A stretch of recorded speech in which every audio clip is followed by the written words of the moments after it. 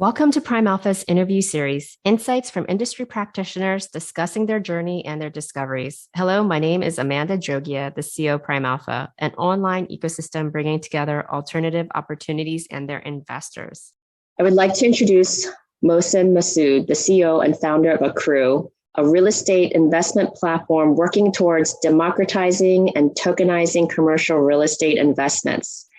He's an expert in real estate development and has over a decade of experience in real estate investments. Welcome, Mohsin. Great to have you here. Thank you for having me, Amanda. I really appreciate that. I'm excited about this podcast today. Excited to have you. It's so interesting what you're doing because it's so cutting edge. You're really marrying kind of the traditional and the new, and you have such a very interesting background. So let's start by talking about what led you here. Tell us about your journey. Sure thing. So I'll start off with this. My name is Mohsin. I'm the founder and CEO of AKRU. I know you already mentioned that. AKRU is a platform for fractional real estate investing. What that means is we're in the business of commercial real estate where we take a $100 million asset, break it up into $1,000 shares, and let anyone and everyone buy into it. Or that's at least what the hope is. So we really want to democratize this space. But how did we get into this and why are we the experts of this? For that, you need to know what my background is and where I come from. So I started off in Pakistan and I went to high school over there. That's where my family is originally from. Ended up going to York University up in Toronto for my undergrad. From there on, I moved to the Middle East where I was managing our family's real estate portfolio there. Our family has been in real estate ever since I was born and before that kind of deal. My first real estate job was right after 8th grade when my dad put me into property management and said, you need to manage this one commercial building and I want to see how that's going to work out and how you're going to do on this in the summer. So literally thrown in on the deep end from day one kind of deal. But when I was in the Middle East, I was just doing a lot of developments, like part of the World Islands development that Imar was doing there. And we were developing an island. We did a whole bunch of office buildings, hotels and whatnot, along with investments in Africa and Asia as well. Our family has also investments in Europe. And then came 2008 and 2009. And as the financial crisis came, everything kind of started to roll down and there was crisis all over the place. At that point, I decided in conversations with our family, we decided to expand into the North American market. While I did that, I went to Harvard Business School and then graduate school of design at Harvard University for an exec ed program and kind of started to invest in North America while I was going through those programs and building the right network and understanding the North American real estate market. First investment being in Toronto, Canada, because that's where I went to school and knew that market the best. And then from there on, ended up investing across the West Coast. So LA, Reno, Nevada, and Scottsdale, Arizona area. It wasn't until about 2018 where one of my friends kind of sat me down and told me all about blockchain and just like, do you know what blockchain really is? And this is how the immutable ledger works. It's like, I know what Bitcoin is. I bought into that back in 2013. Bitcoin's all-time high was like $1,200 and I put in $1,000 into it, but that's all that I know about it. It's like, no. You really got to understand the underlying technology. And as he explained it to me, it's like, I had the aha moment. And this is January of 2018 when we had this conversation. It's like, wow, if we can use blockchain, the technology to solve for all the problems we have in real estate on our end, that would make life so simple. Like if we can add liquidity in this illiquid asset, that would be phenomenal. If we can bring down the minimum investments, traditionally at 250K or more down to, at that time, I thought, maybe 50, 25, 20K, 10K or something, so many more people would have access to it. But it kind of led us to realizing, well, this product's definitely going to pass the Howey test. How do we make sure that and it's definitely going to be a security. And if we need to be US based, how do we make sure we keep it compliant? And how do we make sure that everything remains 100% kosher with all the regulators? And that was kind of uphill battle. I went on to Said Business School at Oxford University to learn more about blockchain before getting into the deep end of things and eventually started up AKRU and founded the company in April of 2018. It's so interesting because you have so many options and the way you could take your career, your life, the things that you want to do. And what was that? I feel like there's something deeper in why you started AKRU, some kind of mission, some kind of thing that you wanted to achieve. Can you describe that for me? Sure. So back to that dinner table in Toronto, as we were chatting about, the immutable nature of blockchain and not the cryptocurrency side of things. And the original thought was, if you can create a coin that is backed 100% by real estate, we can really democratize this space. And we can really make sure that anyone and everyone who wants to have access to it should be able to have access to it. And that's what the core mission behind AKRU was to start off with. And as we started to work towards it, there's so many more applications that came out of it, be it estate planning, be it family offices looking for liquidity, be it sponsors looking for liquidity, be it wealth managers, financial advisors, and RIAs trying to keep assets under management and still give the exposure to real estate to their customers. So we kind of ended up expanding into each of those sections. But the whole point when we kind of moved on to, and what got me so excited about AKRU was the fact that we'd be able to let everyone get access to an asset class, which not everyone had access to before. Or even if people had the money, they were not willing to invest in something that would be a more long-term investment, like 5, 7, or 10 years, because they never knew when they could need the liquidity for it. And enabling liquidity was a big thing where we thought would play really well with the democratization of the space as well. So in terms of the democratization is amazing. I think it's very much needed. I've always talked about how having quality products being more accessible. So I'm all on board. How else do you help your clients, or how does it work? Because people might not understand the whole blockchain and the tokenization piece of it. Absolutely. So AKRU is a platform where you get to pick and choose what asset you're investing in. So if you're an investor, or if you're the financial advisor to 100 different customers, you get to look at each asset individually. You get to invest in each asset individually. You're not investing in an obscure portfolio of assets. You're not investing in a fund where you have exposure to, I don't know, shopping malls last year, which you didn't want, or if you're investing in office buildings or in hospitality, which you did not want exposure to any of those last year. You actually get to pick and choose whether you're investing in a multifamily building, or you're investing in a mixed-use building, or you're investing in a warehouse building, or a last-mile warehouse, or a short-term rental complex, or something hospitality from that perspective. And not only that, you actually get to pick and choose the exact building that you're investing in. So the location, the city, and we provide all the information to you for it. So we do all the due diligence on it. We provide all the background information. We do the due diligence on the sponsors, who owns it, how have they been operating it, historical data, how good the future projections are, what does it look like, what kind of distributions are you going to get out of it, the rental income that you would expect to get out of owning real estate, how do you see that coming in on a quarterly basis?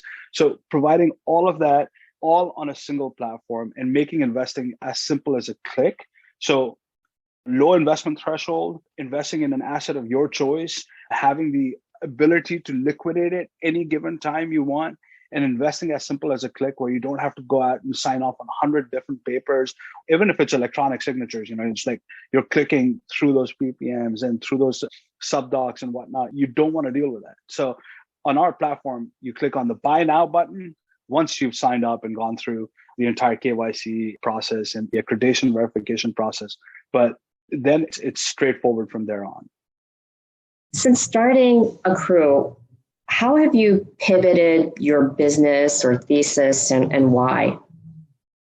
Since starting AKRU, we started off back in 2018 with the intention of, we want to be US based, we want to be 100% compliant, whether the pivot is about reducing the minimum investment, the target market that we've been opening it up to how we can resolve problems for various different sectors, be it for family offices, be it for financial advisors and wealth managers and RIAs. So all of these products have kind of been little pivots that we've been making over time. So initially, the concept was, this is a retail investor solution, and that's what we're looking at. Now it's more of a combination of AKRU investors as well as more institutional investors and family offices. That's pivoted quite a bit from that perspective. But the overall idea still remains the same. The idea about fractionalizing real estate still remains the same. Increasing access to it, all of that remains the same. There's so much, even within the space that we're in, to be changed, that needs to change. For instance, less than 5% of commercial real estate across the US is owned by people of color. That's a big, big aspect that needs to be democratized. I think less than 3% of commercial real estate owners and managers are women. That's, again, a major aspect that needs to be addressed. And just by fractionalizing it, they may already have the capital, they may already have access to it, but it makes it more and more achievable, attainable, and addressable for each of those. And these are just two very small examples, right? The more we look into the weeds of it, there's so much more that needs to be done in this space. Yeah, I really like the fact that you can almost build your own portfolio. So you can really diversify buying fractional ownership and then that liquidity. So instead of putting everything into one thing, you could go across multifamily or commercial or whatever it may be. Yep, exactly. You're absolutely right. That's the whole concept behind it, right? You're picking and choosing, you're cherry picking the assets that you want to invest in. You don't want to invest in a multifamily building in, I don't know, the Midwest or in Kentucky or in Southern Ohio or Indiana or St. Louis or something like that. That's fine. You can buy a piece in that building in Austin that you are comfortable with buying, or you can buy a piece in that multifamily building in Florida, for that matter, Pompano Beach maybe, or something on those lines. So you can pick and choose where you want to invest, what asset you're investing in, and cherry picking those assets really makes it easy. You may want to invest in warehouse, but just last mile warehousing, and that's booming at this point as well. You may want to just invest in storage facilities and in very specific markets. So you get to pick and choose which asset, and you get to make your own portfolio. And if you had $50,000 earlier to invest, you'd be investing in one fund maybe, and you'd be dependent on their diversification and the obscure portfolio of assets which you have no knowledge about or very little knowledge about. In this case, you get to build a portfolio of up to 50 assets if you really want to, by allocating $1,000 each in every different asset that you want to, or in every region, asset class, whichever way you want to build that portfolio. You know what's so interesting and is also, like, if you think about warehousing, right? That's so hot right now. But as an investor, if you're like, well, I foresee this asset class or this type of property not doing well in the future, and you can actually liquidate it versus holding it for 8 to 10 years and waiting. And then you're like, okay, I'm locked up. It just dawned on me. I'm like, that is crazy that you could do something that you have never done before. Absolutely. Having access to that secondary market, having that liquidity aspect to it, that is a phenomenal concept within real estate. So as an investor, you have the ability to liquidate anytime you want, just like stock. Why do you invest in an Apple stock or in a GE stock or in, I don't know, some other smaller stock? Just so that you can access that capital and you can liquidate it quickly, as opposed to real estate where your investment's stuck for, I don't know, 5, 7, 10 years. Look at it on the flip side, from the perspective of a sponsor or a developer or the asset owner. If you wanted liquidity, you would have to go and sell the building. It would be a whole 9-month process, and you couldn't keep a small piece of it, even if you really wanted to. Or one of your investors wanted to get redemption based on their redemption clause. Yes, they have to face a discount, but that's still money going out of the capital stack, and you have to recapitalize on that, even though you're penalizing them for it. So whereas on our platform or with our solution, the sponsors never have to deal with redemptions, and the investors don't have to deal with discounts because of redemptions. They can liquidate it on the secondary market anytime they want. And it's straight and simple, and it's fair for everyone. That liquidity really helps resolve a lot of problems on both sides of the equation. Absolutely. It's so interesting. I love getting to know you. And first thing I learned is you learn by doing from your father. Absolutely. And you're like, well, I'm really interested in this technology, so I'm going to go study it. Yeah, you've got to jump into the deep end anytime. That's what I believe. I need to learn something before I go ahead and start working into it. That's the only way to do it. Yeah, absolutely. And so I'm like, oh gosh, this guy's so thoughtful. And so I think with your company, AKRU, I feel like you probably did a lot of things right, but what do you think you did right? I like to believe, my theory always is, I never want to be the smartest person in the room when building the team or when being a part of the crew. I've got to be able to rely on the best folks as they come in and they join the team, or the different service providers that we use, be it on the legal side, be it on the financial side, or any aspect of the business. I think the one thing I did right is we've been very lucky to have built a team that is the best people within the industry, and they're the best at what they do, be it your blockchain developers that help us build this platform, or be it people like our CEO and head of capital markets, Will Powers. We were very lucky to bring an industry expert like him on board, be it our investors who we kind of cherry picked and handpicked. And we were very lucky to be in a situation where we were oversubscribed. So we could say yay to certain people and nay to others. We were not bound to, we need money, so we got to take the money from where we need it. In the whole 9 yards. We've been lucky in a way that I think some things that we did right is we used blockchain as the underlying tech for our product, but it's not the overpowering aspect of the platform. We use it as the general purpose utility that's meant to be, but we have zero exposure to crypto. We have no volatility associated with the platform or anything on those lines. All transactions happen in US dollars, not in any kind of cryptocurrencies. And so your real estate is perfectly fine and stable accordingly. I don't typically ask this question, but I'm so fascinated to learn more.